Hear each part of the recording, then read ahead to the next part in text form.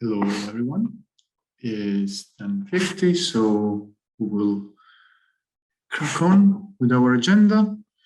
So if I can invite the Mind Foundry team on stage. The next speaker is going to be Mind Foundry with their project Energy-Focused Geospatial System using multi-sectoral data to support the rollout of EV charging points. And we'll stop sharing. And Joe, yeah. Brilliant. Perfect. Thank you. Thank you, Joe. Thanks for that introduction, Fabio. We're really delighted to be back today demonstrating the work that Mind Foundry has done for net zero, and also excitingly telling you about how our tool is being used in action. So later on during this presentation, Paul, one of our key collaborators from Oxfordshire County Council, is going to be joining me here to talk about the impact of the work that we've done. But firstly, I'm going to get you up to speed on our work and the improvements to our solution that we've created for this space. So, for those of you who have not met me before, hi, I'm Joe, and I'm the Director of Product here at Mind Foundry. In case you're new to this presentation or familiar with our other work in government or industry, a bit of background for you here. We're an Oxford University company founded out of the machine learning research group by two pioneers of the responsible machine learning space, Professor Stephen Roberts and Professor Mike Osborne. And we focus on complex, messy and hard-hitting problems, enabling decision makers across government and the private sector to make better decisions, especially when they affect people's lives or are at the scale of populations. Which is why I'm here talking to you today. I've spoken before about what we've learned about the energy and local government space, understanding the problems that are facing equitable and crucially fast rollout of EV infrastructure across the UK. We're estimating 400,000 charge points needed by 2030 to support the transition to net zero in 2050. And also, the impediments to some of this critical decision making, like the fractured data availability, and the fact that the decisions that we're making now are going to affect communities for years and decades to come. So, what are we doing? Well, some of you may already be familiar with Mind Foundry's solution in this space, so to get everybody else up to speed before we see the new improvements in action, here is our tool, and it's a planning tool for both local authorities and charge point operators to interrogate the data that's available to them and to strategize from it. So we're experts at working with messy real-world data, and we're also experts in creating intuitive and powerful software. And this is what we've combined together to build our tool.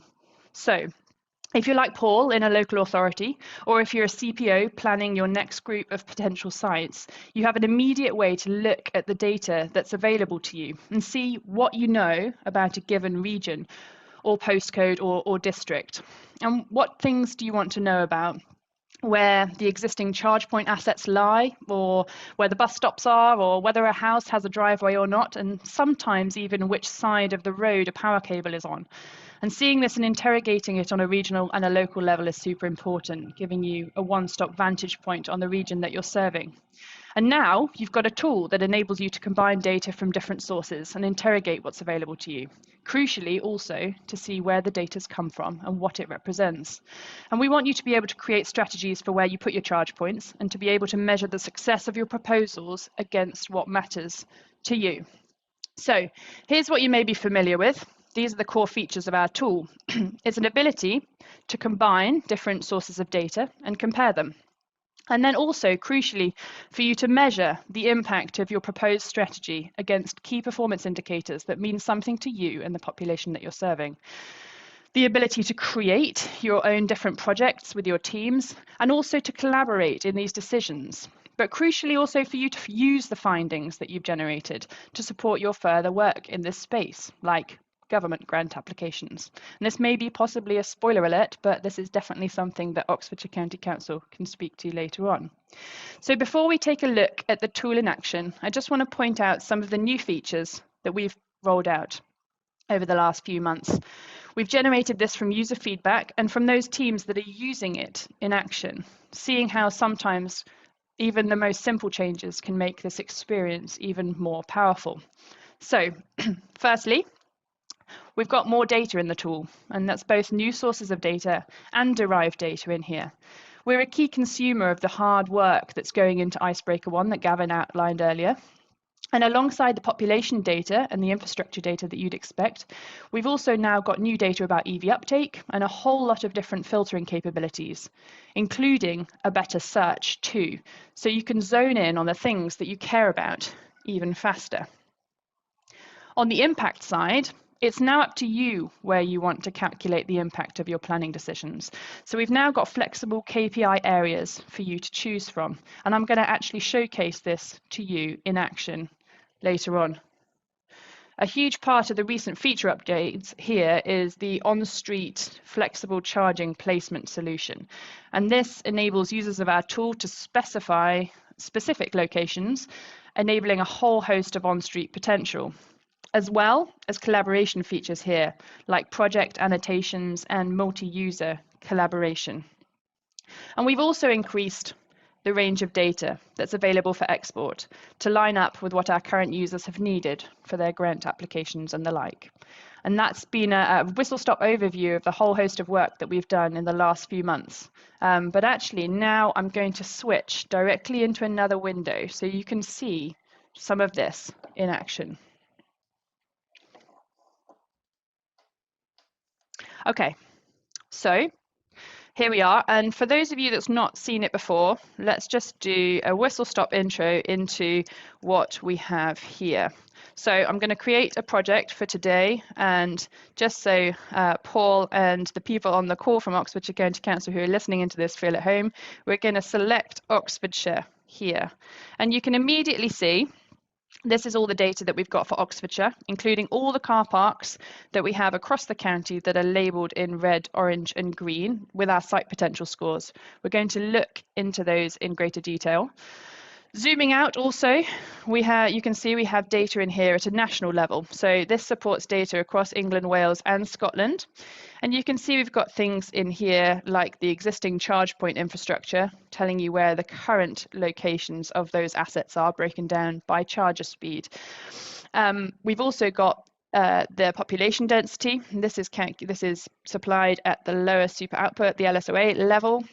And you can see the estimates of the populations and the density, and this is all across the country here. You've got the same for the deprivation indices, and you're able to dig in both from an overall level, but also broken down into the income, education, crime, and health statistics too. As I mentioned earlier, we've got the total private registration data as well, and this is also available for the secondary postcode level. Each of these secondary postcode levels, you've got a number of total private EV registrations in that area and the change in private registrations that happened across 2021 too. So we also, if we're going to go in a bit closer, we've just been talking about the distribution network operators, and you can see what we have here, that we're actually, Oxfordshire itself segments into at least 3 of these different areas of operation.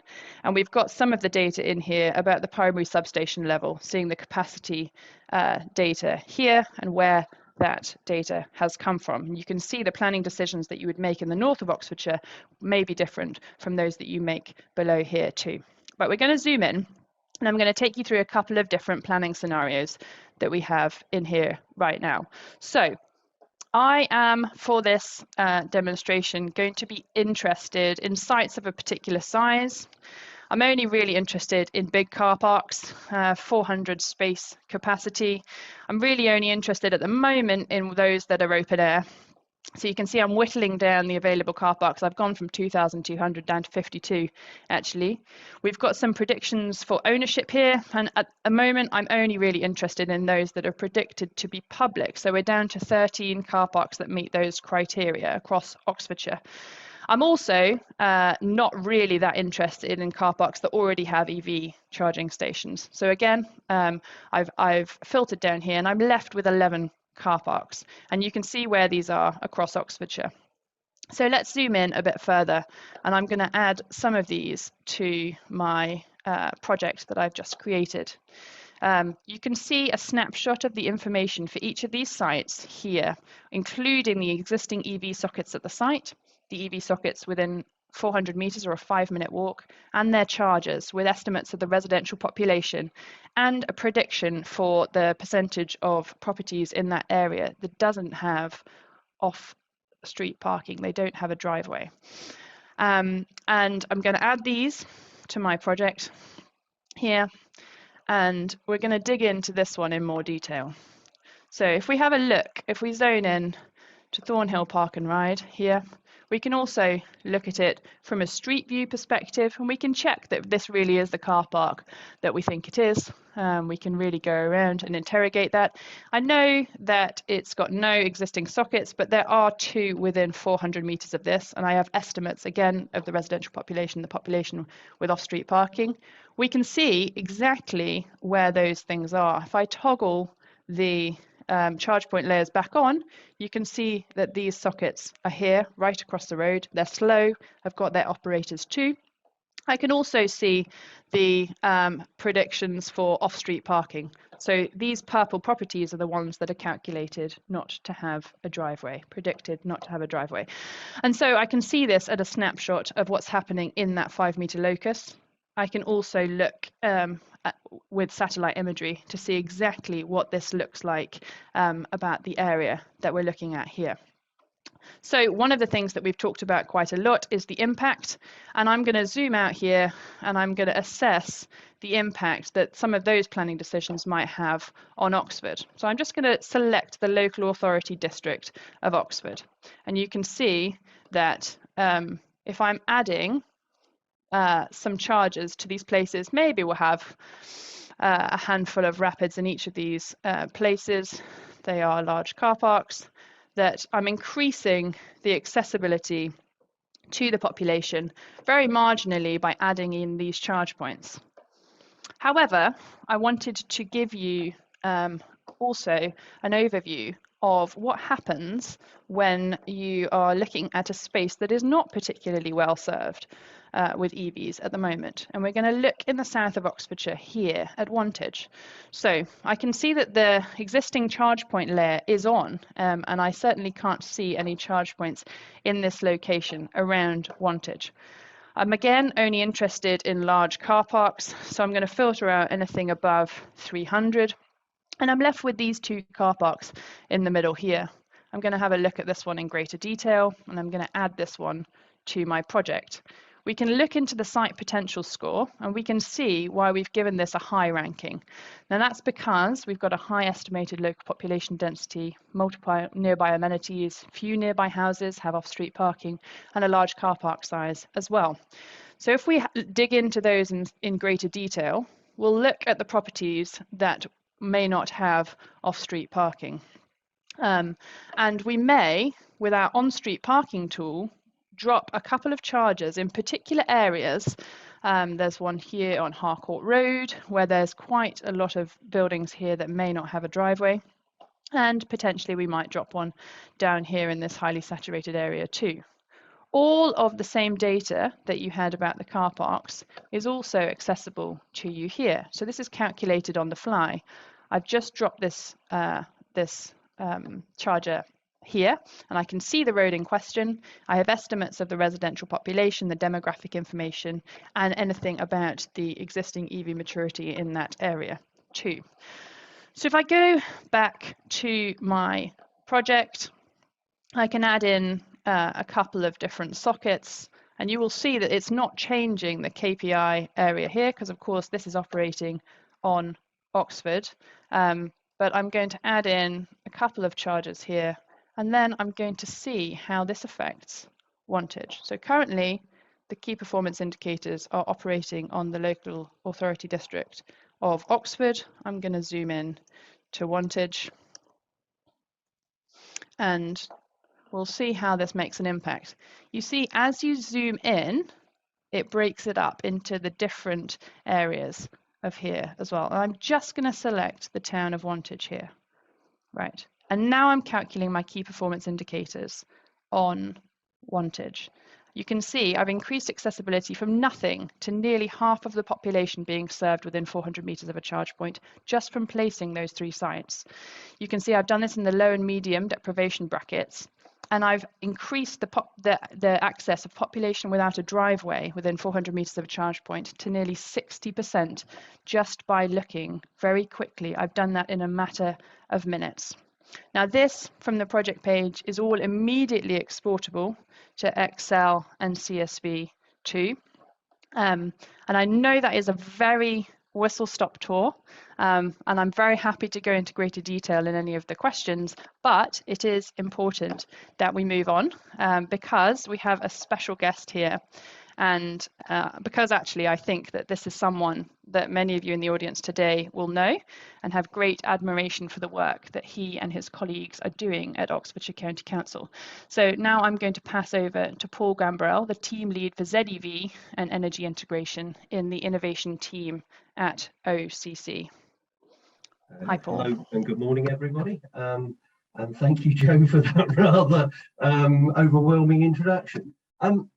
I thought it was probably worth me just sort of taking a couple of minutes to explain just how easy the Mind Foundry tool has made our job. So what I did, the slide you have in front of you is actually a slide from a presentation I gave basically 2.5 years ago when I was talking about how we were mapping our strategy of putting chargers in local district council car parks that are in areas where there is a high degree of people without off-road parking.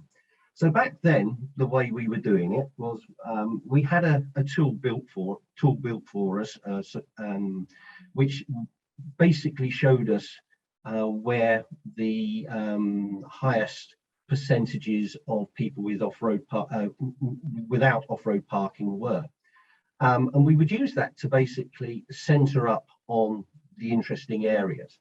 But once we'd got that, we then had to start sort of manually looking around the area. So you know, we would know the area, we would then have to go onto Google Maps and actually look at where the car park locations were. Having established them, we would then try and work out how far they were from the local housing. We would then have to get a hold of all of the local car park information from our district council colleagues, put that all together, review the ownership, generate all that information together to come up with a priority score as to what we thought were the most likely car parks to go for. And even then, it was a very crude measure, but we were very proud of it because it was nobody was really doing that at that time. And I should say at the outset, this is no slur or anything on the tools we've used previously, because it's all been a process of evolution. So that in actuality, in the time it would take us 6 to 8 weeks actually to pull that lot together. And you're talking about a good solid 2 weeks of actual physical work to do that analysis. We then sort of had an interim step where we built another tool, or rather we developed that first tool so it did some of that work in steps 2 to 5 for us. And I suppose that really reduced the length of time it would take to do that work down to about 3 to 4 weeks, but it was still over a solid week of work. And it didn't have some of the things we would like DNO information, like EV take-up hotspots. I should also mention that when we did the second generation, we did add in some socio-economic information, which improved how we prioritize things. Can I have the next slide, please, Joe? So, what's it like with the Mind Foundry tool? You start it up, you start a project, you select your car parks, just like Joe was showing you. You sit there and review the data, and when you've decided what you like, you can download the spreadsheet. In truth, we've done it in less than a day for an application for funding we're putting through at the moment. It really is that simple. And the level of data we've now got as part of that analysis is far more than anything we've been able to do before. And so, yeah, as a user, I really just wanted to say a couple of things, which was, one, yes, it really is that simple. And two, it's been a pleasure working with Mind Foundry, and they've really listened to the feedback we've given them. The other things that they're not so talking about there's lots of reporting ability that they've built into the tool for as things mature and settle down. But again, willing to take any questions in the Q&A. Back to you, Joe. Thanks so much, Paul. And I'd like to reiterate that it's been such a pleasure working with the OCC team on this. It's been amazing, and our team of local authorities across the UK who are all facing very similar problems. Just before we open to Q&A, and we are a friendly bunch, so do throw some questions at us. Our product team and our commercial team would love to hear from any of you that are interested in the tool that you've seen today. Our email address here is on screen, info@mindfoundry.ai. And if you scan this QR code, you can go directly to this work on our website. So that really was a whistle-stop tour, and I hope, Fabio, that we've kept within the time limits, shown you our tool, its use, and our motivations here. So do throw some questions at all of us, if you have any. It was great, excellent, actually. That's exactly the type of applications that the program aimed to develop. It is brilliant. I have some questions for you, so we can start with those, maybe. Please. A general one is the provision of energy mapping tools start being a relatively crowded space at the moment. So how do you differentiate your tool from the others on the market?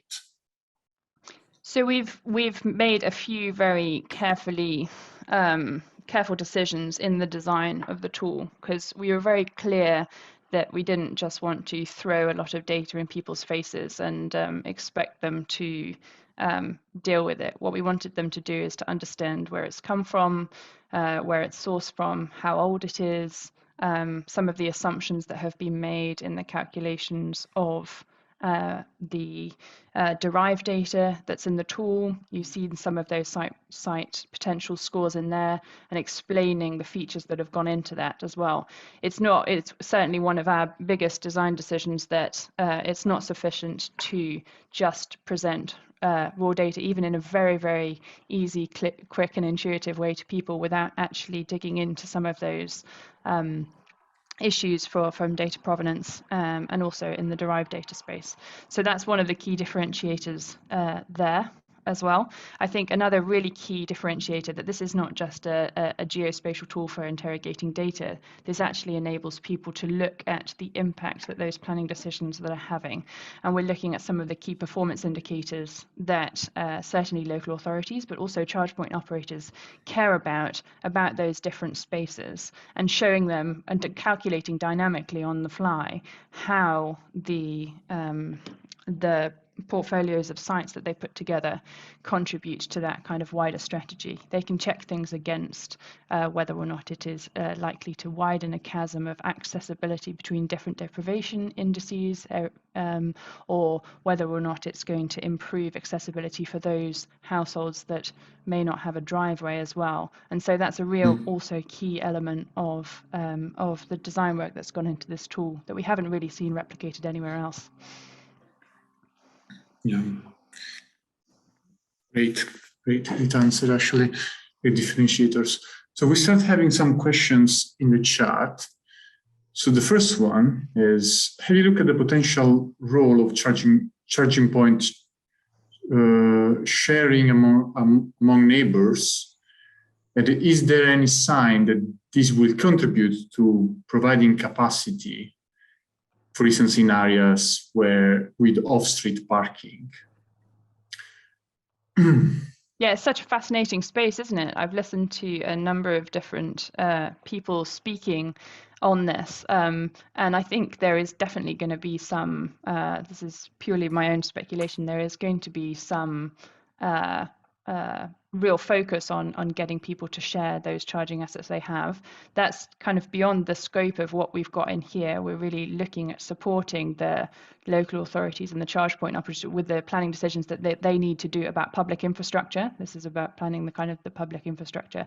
But I think definitely that the community sharing of private charge point assets is probably going to be on the rise over the next few years. Great, great. We have another question in the chat. Are the data layers pulled into the tool or openly available, or derived data created, or do you have derived data created by the tool? Is that also openly available? So it's both, and we did a lot of work into our data pipelines as well. There is a GitHub repository that we've made publicly available, and that's about kind of fetching some of this data from particular sources, including some of the sources that have been listed in the Icebreaker 1 initiative as well, and that's enabling you to kind of fetch whenever they're updated and kind of have that to ingest as well. And there is obviously a lot of data that's also created within the tool. A lot of the predictions that you're seeing on screen are calculated from data that we have fetched from those different places.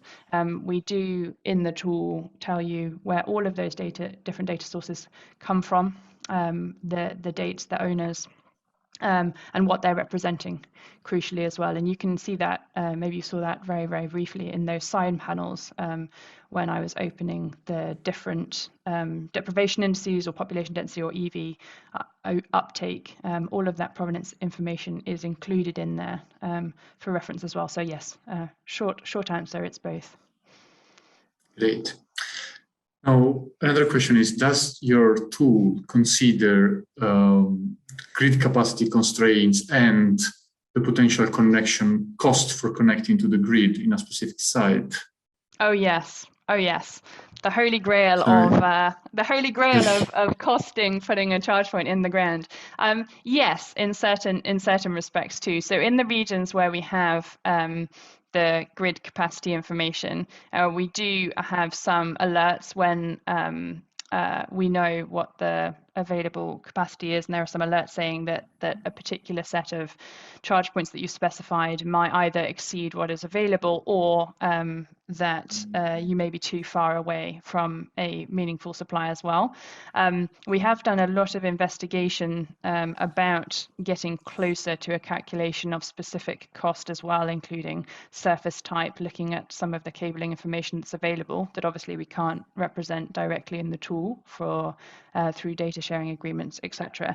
And long story short, it's a very, very hard problem. We're not the only ones that have looked into this, and even some of the distribution network operators seem to struggle with estimating this themselves. I think there are ways in which to get closer to the calculation of this, but it is by no means an easy feat. But there are some proxies and some warnings and some recommendations that can get you closer to at least a banding of expected cost for connection of a particular site.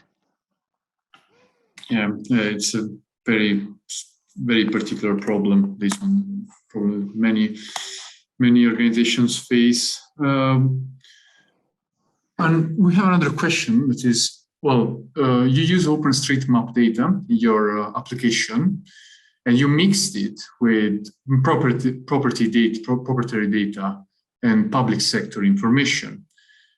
Do you track license compliance? Have you had any challenges on this?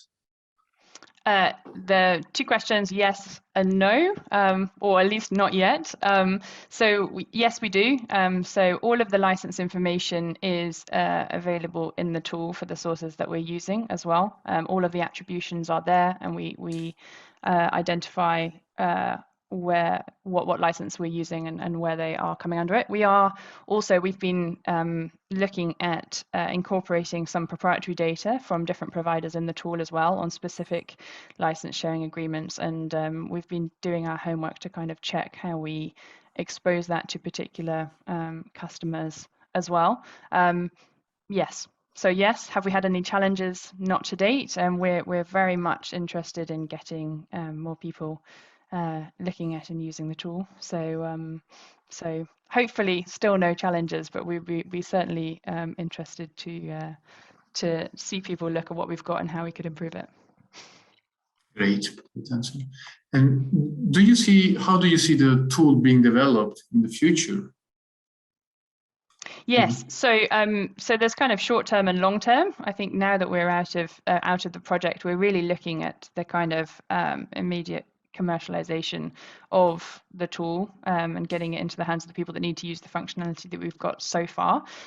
Longer term, I think there is a lot of opportunity in the infrastructure planning space to start data capture on